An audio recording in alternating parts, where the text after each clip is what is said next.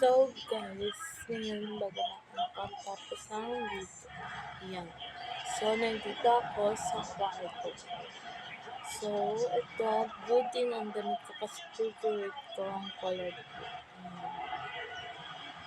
Nagpulbos na ako at nag-lip tint. Ayan. Kasi hindi ako mahilig mag-makeup. Yung ganyan-ganyan dito. So guys, hindi pa natapos yung ini-edit kong video kasi wala akong load. So pupunta ako mamaya doon sa TikTok ko at para doon din ako mag-edit. So guys, sana lagi kayo sumusuporta sa aking YouTube channel.